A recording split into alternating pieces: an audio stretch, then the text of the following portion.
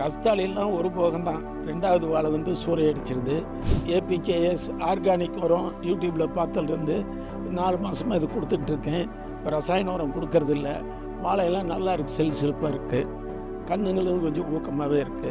50 litre தண்ணியில் 1 litre Abhiman கலந்து 10 litre ஆக்கி அதில் 1 லிட்டரு 10 லிட்டர் வெறும் 100 வாழைக்கு 1 லிட்டர் கொடுத்துக்கிட்டு இருக்குங்க.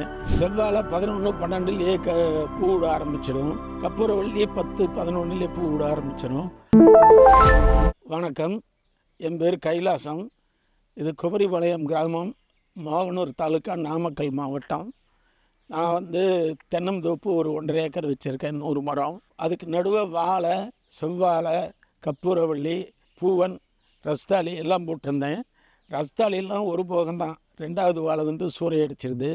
செவ்வாழையும் ஒரு போகம்தான், சூறையடிச்சிடும். பச்சை நாடன், கற்பூரவள்ளி, பூவன் 10 மாதத்துலேயே வெட்டுக்கு வந்துடும். அதனால சீக்கிரம் வந்துடுங்க. கற்பூரவள்ளி 13-14 மாதம் ஆகிடுது.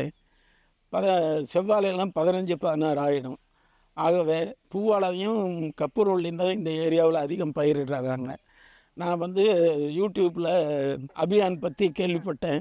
இப்போது செவ்வாழை 100, கற்பூரவள்ளி 50, பூவனில் 50 நட்டிருக்கேன் தென்னந்தோப்புக்குள்ளே. இது வந்து ஜனவரி கடைசிக்கு நட்டேங்க. இப்போ இதோட 9 மாதம் ஆயிடுச்சு. நான் எப்போவுமே அடிக்கடி கற்பூரவள்ளியும் பூவாழையும் தென்னந்தோப்புக்குள்ளே கலந்து வைப்பேன். நாங்கள் எப்போவுமே NPK, urea, potash, super phosphate இது 3 கலந்த கலப்புரம் 17-17, 20-29 வைப்போம். இப்போ வந்து அபிமான் வந்ததுக்கப்புறம் மாதம் ஒரு வாட்டி 1 லிட்டர் 9 லிட்டர் தண்ணியில் 1 லிட்டர் அபிமான் கலந்து 10 லிட்டர் ஆக்கி அதில் 1 லிட்டரு 10 லிட்டர் வெறும் 100 வாழைக்கு 1 லிட்டர் கொடுத்துக்கிட்டு இருக்குங்க. இந்த வாழையெல்லாம் நல்லா இருக்குது. ஏபிகேஎஸ் ஆர்கானிக் உரம் யூடியூப்பில் பார்த்ததுலேருந்து 4 மாதமாக இது கொடுத்துக்கிட்டு இருக்கேன். இப்போ ரசாயன உரம் கொடுக்கறதில்ல. வாழையெல்லாம் நல்லா இருக்குது, செல்சிறப்பாக இருக்குது. கண்ணுங்களும் கொஞ்சம் ஊக்கமாகவே இருக்குது. ரசாயன உரம் வச்சா செவ்வாழைக்கு கேட்கவே இல்லை. வாழையெல்லாம் கொஞ்சம் நைன்னு தான் இருந்துச்சு. ஏபிகேஎஸ் ஆர்கானிக் வச்சதுலேருந்து செவ்வாழை நல்லா கண்டிச்சு நல்லா இருக்குது. கற்பூரவள்ளியும் ரொம்ப நல்லா இருக்குது. செவ்வாழை 11-12லேயே பூ விட ஆரம்பிச்சிடும். கற்பூரவள்ளி 10-11லேயே பூ விட ஆரம்பிச்சிடும்.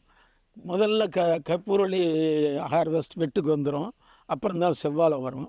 ஏபிகேஎஸ் கொடுக்கறனால வாழை கொஞ்சம் ஊக்கமாக இருக்கனால மூங்கில்லாம் கொஞ்சம் எல்லாம் புதுசாக தான் போடணும். பழைய மூங்கில்லாம் போட முடியாது. பரவாயில்ல, இது நல்லா எனக்கு மனசுக்கு ஒரு திருப்தியாக இருக்குது. ஏபிகேஎஸ் ஆர்கானிக்கு நன்றியை சொல்லிக்கலாம்.